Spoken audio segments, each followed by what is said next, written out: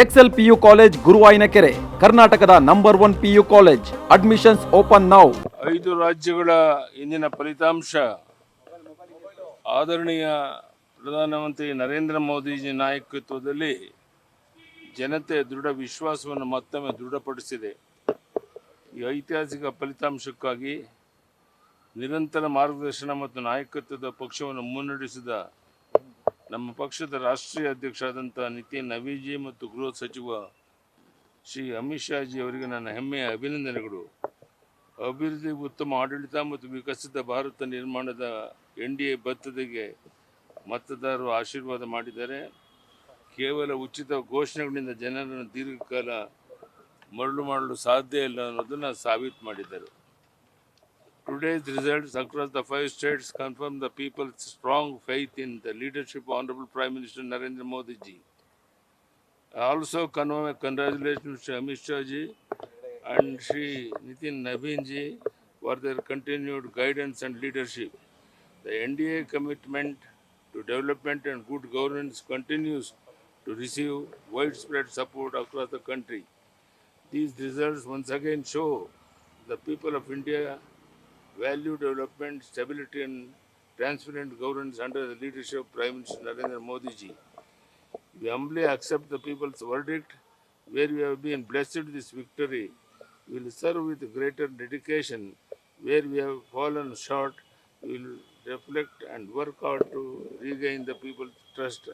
I sincerely appreciate the tireless efforts of our Karyakartas whose commitment and hard work remain the backbone of our party. By election ಅಲ್ಲಿ ಸೋಲು sir, ಬರುವಂತ ಚುನಾವಣೆಗೆ ದಿಕ್ಸೂಚನೆ ಮಾತನ್ನ ಕಾಂಗ್ರೆಸ್ ಅವರು ಹೇಳ್ತಿದ್ರು sir. By election ಎರಡು ಕ್ಷೇತ್ರದಲ್ಲಿ ಕಾಂಗ್ರೆಸ್ ಅವರು ಏನು ಹೇಳ್ತಾರೆ ಬಿಡ್ತಾರೆ ಬೇರೆ ವಿಷಯ.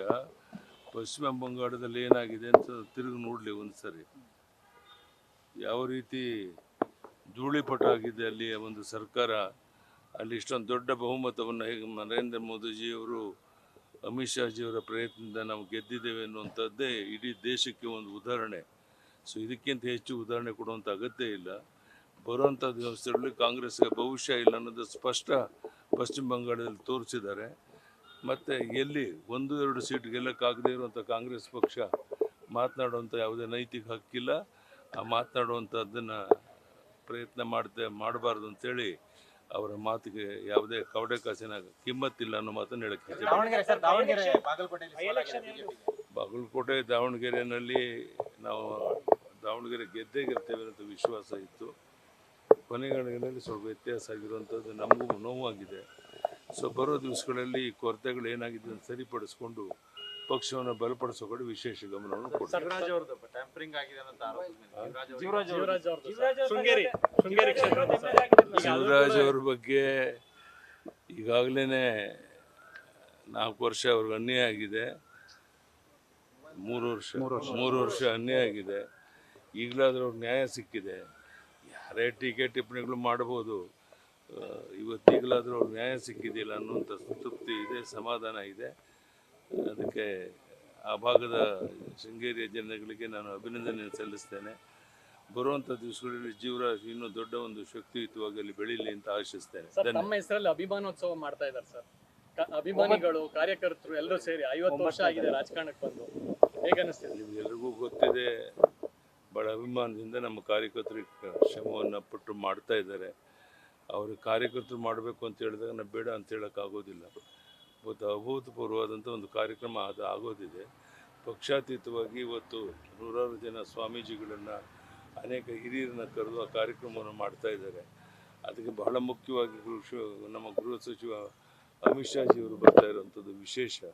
ಸೊ ಅವರೆಲ್ಲರಿಗೂ ನಾನು ಅಭಿನಂದನೆ ಸಲ್ಲಿಸ್ತೇನೆ.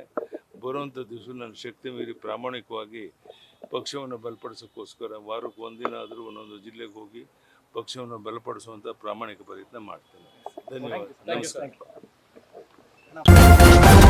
ನ್ಯೂಸ್ ಫಸ್ಟ್, ನಿರ್ಭೀತಿಯಿಂದ ನಿಮ್ಮ ಪರವಾಗಿ.